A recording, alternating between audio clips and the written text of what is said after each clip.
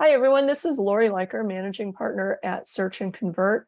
Once a week, we take a look at a relevant issue, just one, in our newsletter. This is our video blog of that newsletter and an interview with our specialists in the team. It might be our CEO and founder, Cristie. It might be our advertising specialist and marketing specialist, Zach Nardone. It could be our creative director, Casey Taylor. You never know. If you want to subscribe to the newsletter, please click the link in the description and it'll take you to the page where you can subscribe, plus get additional information about Search and Convert. Our website is searchandconvert.com. Please join us this week for a great interview. Here it comes. With me today is Cristie. This is our video blog, and today we're going to be talking about the new release of the core algorithm update from Google. Oh, cool. Now, and PJ, as the CEO of Search and Convert, he and I have been working together. I'm the managing partner of Search and Convert, and we've been working together for years. PJ started Search and Convert in 2016. And he is our genius, a resident genius of SEO. If there's something about SEO that he doesn't know, I would be really surprised. So welcome, PJ. Thank you. Thanks for having me, Laurie. I'm glad to talk about this algorithm update. It's a big deal. Periodically, Google updates their algorithm, which is how they determine what each person sees when they do a search or when they go to a website that has advertising on it. The algorithm is what helps drive personalized advertising.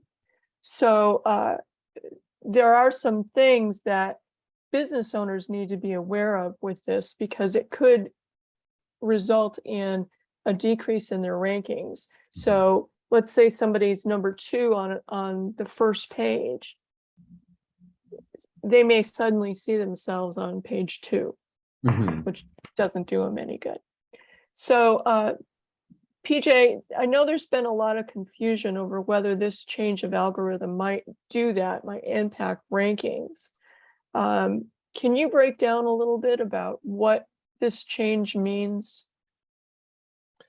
Well, for most business owners, and Google's been giving this advice for a long time. They put out the algorithm update. SEOs like me and like you, we begin having conversations about what does this algorithm update mean? But 9 times out of 10 for a typical business owner, they're not going to see a lot of changes.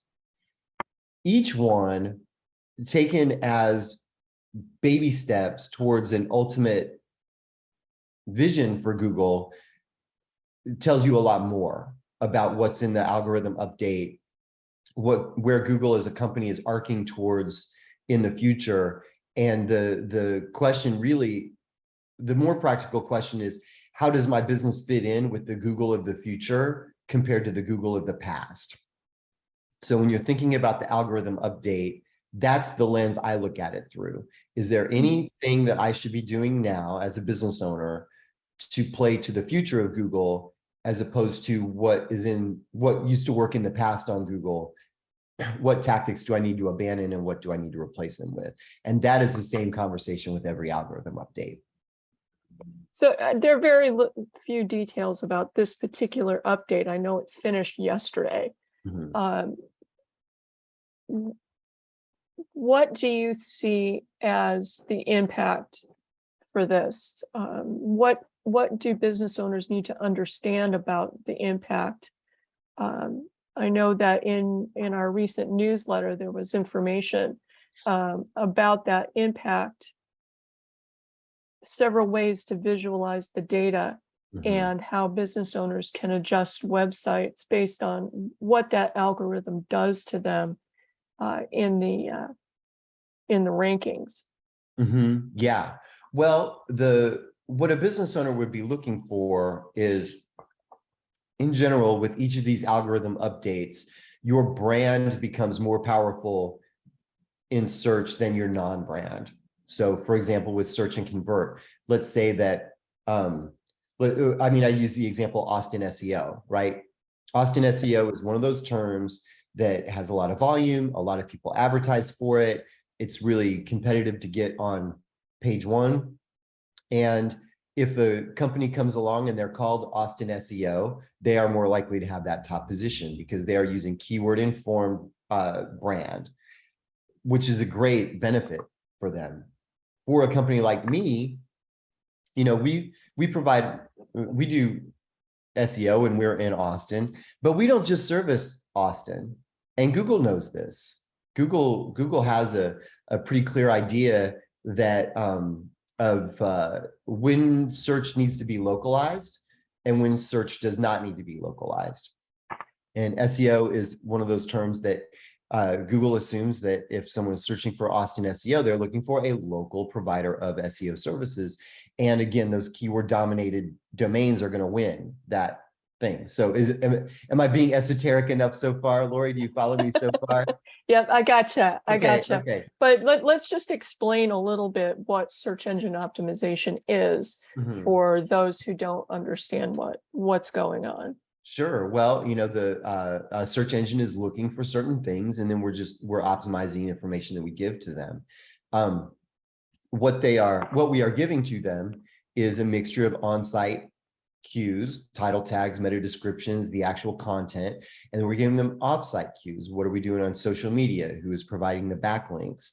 So that, like, we can really control on-site. We can sort of control off-site, but what we can't control as well is how does Google rank us in terms of our effectiveness of message. So, and I kind of highlighted in the newsletter that the first thing Google looks for is what is the vital resource. So if you're thinking about search engine optimization, what is search engine optimization? What is that thing that your business does that only you can do? What are the things that are so unique about your business that nobody else can do them? Because those are the things you're going to be number one for. And Austin SEO is difficult for one company to dominate against all the others to say that we are the best resource for it. However, for example, in our algorithm example, Real Texas Horses, there's only 4 or 5 horse stables in the area, right? All you have to do is be the best one with a friendly policies, and Google thinks that you're pretty good. But there have got to be 100 SEOs in terms of freelancers and agencies in Austin. And because they're all focused on SEO, you can see that you know, I am in a very competitive space as far as search engine optimization.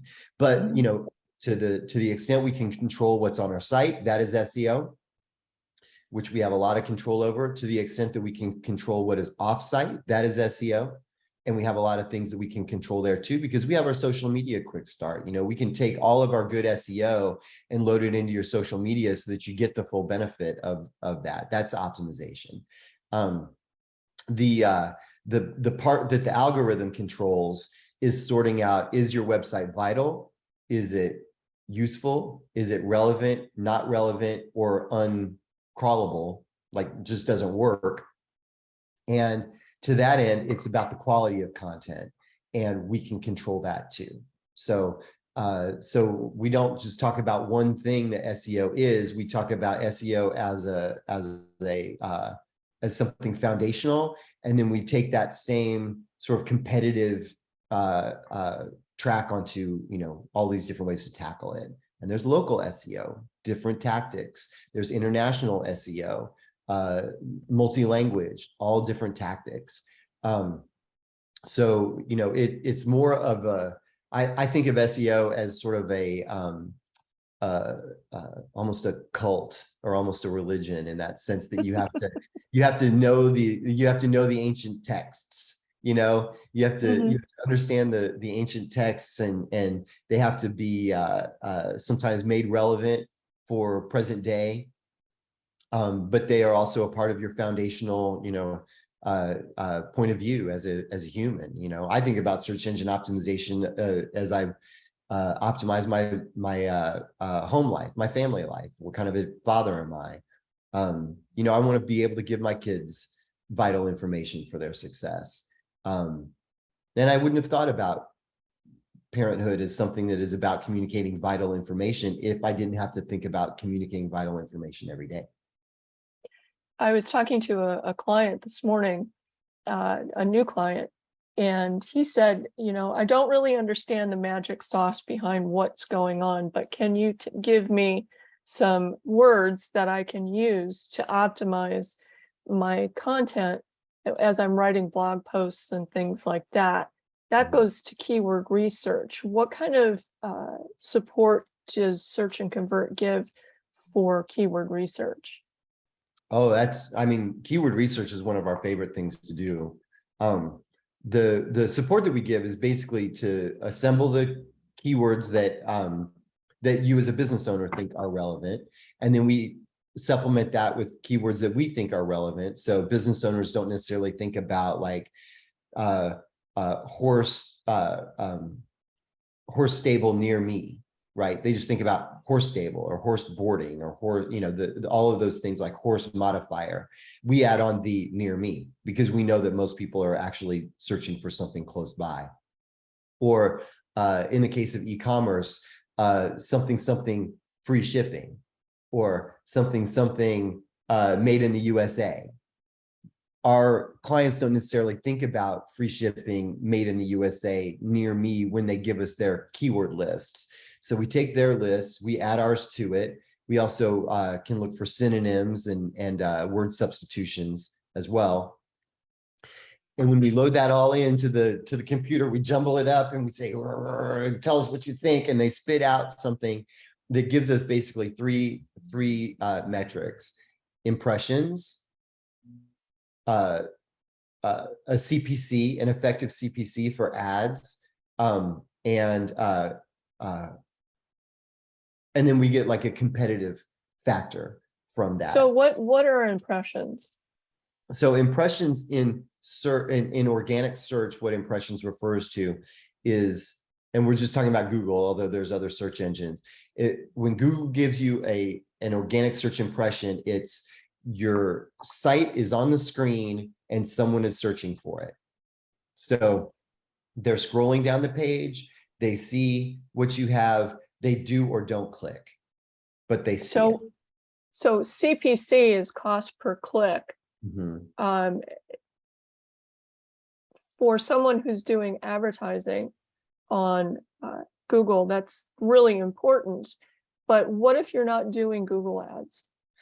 Why is that important? Yeah. So that's a really great question. If you just imagine that, let's take Austin SEO again as an example.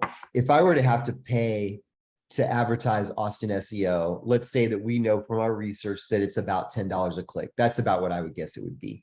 $10 a click for the highest positions on page one. Every time I put that out there, I get 100 clicks. That's $1,000, and I've effectively just, you know, put $1,000 in the what is it, what's the biggest, the slot machine. I put $1,000 in the slot machine, and then I don't know what I'm getting out of it, right? Mm-hmm. When you take that $1,000 and you say, instead, I'm going to write content about Austin SEO and optimize for it. Now what I do is I try to get that up to the top, and I don't have to spend $10 per click anymore. I don't have to spend $1,000 per month. I don't have to think of it as a slot machine that I put money into and hopefully come out of. I can think of it more like a billboard that I know this many people are going to be driving past it every day. Is that a pretty good metaphor for you to understand the difference? Yeah, absolutely. Mm-hmm. With this algorithm change, I know we get questions all the time from clients about their position in search. Everybody wants to be on the front page. Will this algorithm change impact when there's ads at the top? So for instance, if you search for Search and Convert, we would want to be at the top, but then there's ads above it. And sometimes those ads can take up the whole first page. How does Google deal with that? Well, I mean, in that sense, the algorithm will not change that at all. You know, if your most important keywords are also valuable for paid ads, you are going to continue to see people at the top of Google with paid ads on that search. No algorithm is going to take away their revenue. No algorithm change. If anything, their algorithm change will allow more of those ads to show up, right? I mean, they used to just do like 1 or 2 at the top and 1 or 2 at the bottom. Now you see there's like 4 at the top and 2 at the bottom, and you used to like click through to the next page. Now you just load more, and then there's just more ads. By the time you get to the second or third page, the signal to noise of ad to organic result becomes much more about the advertised results. Again, the algorithm change doesn't necessarily affect that. Those are Google ad platform changes, but I think everybody can agree they're seeing more ads on their search results than ever. Would you recommend that companies look at their SEO now, kind of do a refresh on their SEO now with this algorithm change? Well, I would say they should have done it 2 weeks ago. But better late than never. No, it's just a joke. Anytime, like the algorithm updates can be a good catalyst for the conversation starter of, you know, is it time for you to refresh your SEO audit? The algorithm update on its own is not an indicator you need to do it, but if you haven't done it, you might as well do it when there's an algorithm update. At least then you see it in the news and take action. I like that, right? Whatever results are coming from the algorithm updates are baked in already, and you're not going to people who are going to be impacted have already been impacted, regardless of whether they do the SEO audit now or never. People who did their SEO audit 2 weeks ago are you know, hopefully going to see a benefit, but that benefit probably would have been arrived at with or without the SEO audit. The exception is if your site falls into that. You remember how I laid out the vital, useful, relevant, not relevant, untrackable, or whatever the term is. Now is always a good time to see if your site is untrackable, right? There is always a good time to go to W3C validator, put in your homepage, and see if you have any fatal errors. If you do that, you'll find a lot of errors and a lot of warnings. That's normal. The validator does a really good job at highlighting those errors and warnings, and then browsers do a really good job at rendering those pages regardless of it. Am I being too technical as I talk about this? No, but give us the name of that validator once again. Sure. So W3C is the World Wide Web Consortium, and so it is abbreviated as W3C. And so I think it's w3c.validator with an or.org. And if you go to that page, what it seeks to do is to review the HTML code that your website is delivering to the browser and analyze it for errors and warnings. So I know that Search and Convert has an SEO Quick Start. Mm-hmm. Are those fatal errors discovered during that process? Yeah. And in the 80-20 rule, that's where 80% of your benefit is going to be found, is in the Quick Start process. And there is with validation errors that you discover and fix, because if you have a validation error, you are at the bottom level of what Google sees. If indeed you have a fatal error, it's very likely that Google is just not indexing your site beyond that point where the error exists. So you have a lot of ground to make up. These algorithm updates are going to be brutal on website owners who have invalid code, because they are just going to continue to get left behind. How often should someone search for their own site to see if they don't show up? I mean, I do it monthly, probably. I used to do it a lot more often when I didn't realize how long it would take for changes to show up. But Yeah, I mean, you might as well do it monthly. It's one of those things, it takes so little time. And I feel like as a business owner, I want to know what's out there in my space. Um, and yeah, I probably check it once a month. If when we have a new page that rolls out and someone says, hey, take some time and review this. I think a lot of people are sweat over content, or is this does this graphic portray the right message, right? I mean, there's a lot of messaging that gets nitpicked when you're reviewing a site for the first time, but I'll run it through the validator because I'd rather know about those code changes before we go and launch anything. The most frequent causes for validation errors are sloppy code and, ironically, people using the WordPress Facebook plugin to put their pixel in position. And a lot of people will use that plugin and think it's an official Facebook plugin. This is probably, you know, exactly what I'm supposed to be using. And I've seen it create validation errors half dozen times. And these validation errors have killed SEO results. And again, that's something that's covered in the In the search and convert SEO Quick Start. Yeah, as soon as I log in and I look at the first thing I do is I look at the plugins, I look at what needs to be updated, and I look for known problematic plugins like the Facebook Pixel installer. When we're looking at the bottom line in the newsletter, you said there were two things: making sure your SEO is up to date and providing regularly updated high quality content. That content should be based on the keywords, but what other kinds of content are included in the algorithm's review of a website? Other types of content other than other than a blog? Yeah. Well, that's a really good question. I mean, you see that the site links, that's what we call, sometimes referred to as the 4-pack or the 6-pack. So you're familiar with seeing these as like, you have a listing, you have like, you know, 1, 2, 3, 4 kinds of results underneath it.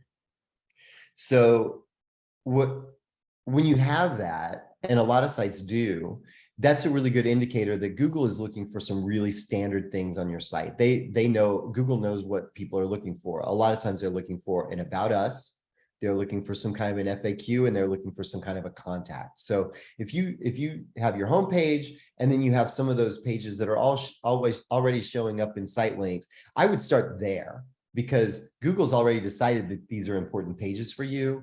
You might as well lean into what Google is already indicating is there. I wouldn't worry as much, for example, on if you have the type of site where you have let's say a widget, and that widget can be used for, I'm just going to throw out like some examples, right? Logistics, restaurants, vehicles, office supplies, right? It may be like, you may have this widget that has all of these different uses, and you think, perhaps in your SEO strategy, that by highlighting all of these uses for these different industries, that this is going to be an effective SEO tool. I'm here to say that's probably not the best place to start. If you're thinking about keyword, building up your keyword rich content, blogging is good. I like it because there's a recency aspect to it. We know that Google's algorithm over time is favoring real time and mobile. So if whatever your recent blog posts are, especially if you add them to Google My Business or around in social media, those are going to be getting more attention from Google for sure. But I would be focusing on if you have an About Us page, if you have an FAQ page, if you have a contact page. I find that optimizing those, whatever pages Google already has in your site links first, is your best first effort. And then just write blog. And keep all the content relevant and up to date. Yeah. Because sometimes you'll go on a website and it'll be disaster. Yeah. when the contact page goes somewhere that is no longer valid. Yeah. Or the About Us includes people who are no longer there. That can be disastrous for not only your rankings, but also when people are searching, they're going to bounce right out if the information isn't relevant. It's not accurate. They think this person is not up to date. for example, it's on my list to update this one. We have a blog post about Bing ads, or what used to be known as Bing ads and is now known as Microsoft advertising. Our blog post is still about Bing ads. So, you know, one of the things that you know, any site owner should do is, if the names of the products that are core to your business identity have changed, is, you know, going back through and reviewing old content to make sure that it's up to date. You won't see a 3-year-old blog article referring to the old name of a tool, or you know, or an address that's no longer there, or, you know, you begin to really see the cracks in the armor of your SEO campaign when you begin to look at old content. It's important to do that. And in 2 weeks, we'll be talking about on-page SEO, which is SEO for an individual page, with our marketing specialist, Zach Nardone. Yeah. But thank you so much, PJ, for being with us. This is Laurie Leiker with Search and Convert. I'm the managing partner, and we really enjoyed having you with us as we talked about this week's one big issue. If you want to subscribe to our newsletter to get it in writing, click the link in the description and visit our site, searchandconvert.com. Thank you very much. Have a great weekend.